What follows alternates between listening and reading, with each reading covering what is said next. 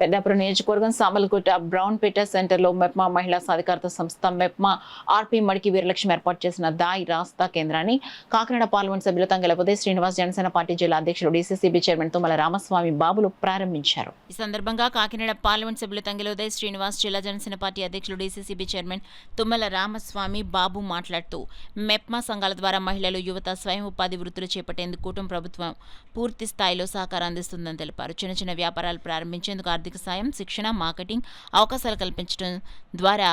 ఆర్థిక స్వావలంబన సాధించవచ్చన్నారు. కార్యక్రమంలో Samalkot municipal commissioner Srividya, Samalkot market committee chairman Andugula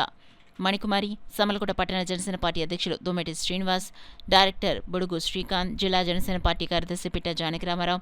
Madagala Shyam Kumar, రాజాల శ్రీను, తుమ్మల ప్రసాద్, అడబాల కుమారస్వామి, పెంకె వెంకటలక్ష్మి, చోడిశెట్టి ఇందిరా, రాయుడు, శ్రీదేవి, బలుసు వాసు, నిమ్మకాయల కిరణ్, షేక్ సూరజ్, స్థానిక జనసేన నాయకులు, మెప్మా సంఘాల సభ్యులు, మహిళలు మరియు పట్టణ ప్రజలు పాల్గొన్నారు.